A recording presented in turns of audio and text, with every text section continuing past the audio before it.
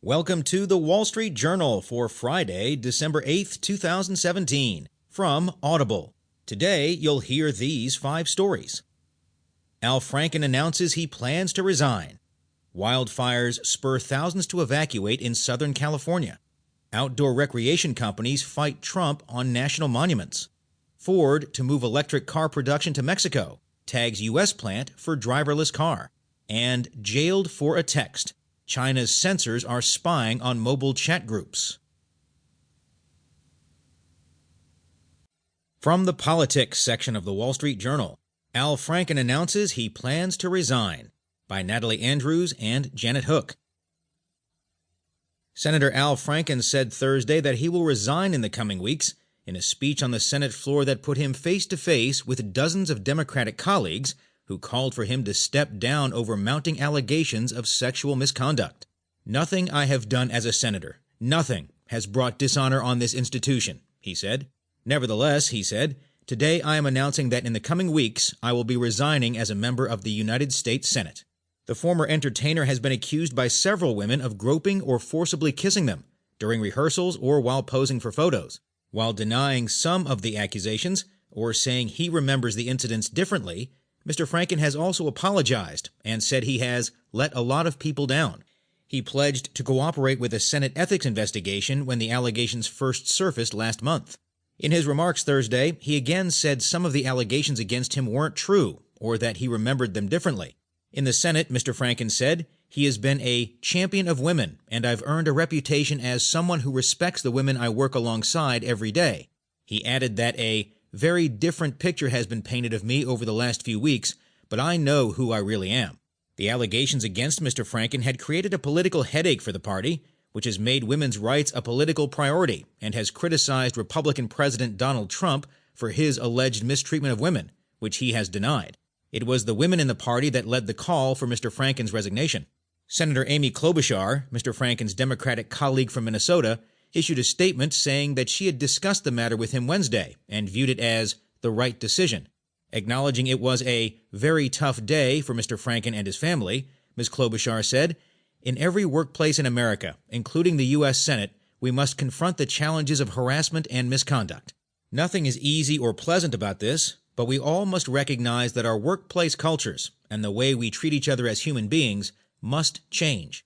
Ms. Klobuchar was one of more than 30 Democratic senators who had called Wednesday for Mr. Franken to resign. His resignation comes as Republicans also face questions about how they handle sexual misconduct allegations, including those surrounding Roy Moore, the party's nominee for Senate in Alabama. Mr. McConnell said Tuesday that should Mr. Moore be elected, he would immediately face an ethics investigation over the alleged conduct. Mr. Moore, who is running in a special election Tuesday, has been accused of sexual misconduct with multiple teenage girls decades ago when he was in his 30s, which he has denied. At the same time, the Republican National Committee, closely allied with Mr. Trump, has resumed spending money to back Mr. Moore after initially ending support. "There is some irony that I am leaving while a man who bragged on tape about his history of sexual assault sits in the Oval Office, and a man who preyed on young girls runs for Senate with the full support of his party," Mr. Franken said in his speech Thursday in the Senate, alluding to allegations of misconduct against Mr. Trump and Moore. Mr. Franken called it the worst day of my political life, but addressed the new generation of people entering politics for the first time this year. "I know the work I've been able to do has improved people's lives," he said. "I would do it all over again in a heartbeat." Mr. Franken beat a Republican in 2008 by a narrow 312 votes, the closest margin in Senate history. In that race, calls of sexism dogged him as opponents drudged up former racy writings and sketches the candidate had created as an entertainer for Playboy and Saturday Night Live that seemed off-tune for a member of the U.S. Senate. His victory gave Democrats the 60 votes they needed to pass the Affordable Care Act. He was handily reelected 6 years later. As a senator, he pushed for mental health services in school and addressing the skills gap to help people find employment. He kept a low profile, often avoiding the national press and refusing to answer questions in the hallway. Still, he had been mentioned as a potential 2020 presidential candidate. Mr. Franken's temporary successor will be appointed by Minnesota Governor Mark Dayton, a Democrat, who said Thursday he had made no decision yet, but would make an announcement in the next couple of days. "Events have unfolded quickly, thus I have not yet decided on my appointment to fill this upcoming vacancy," Mr. Dayton said.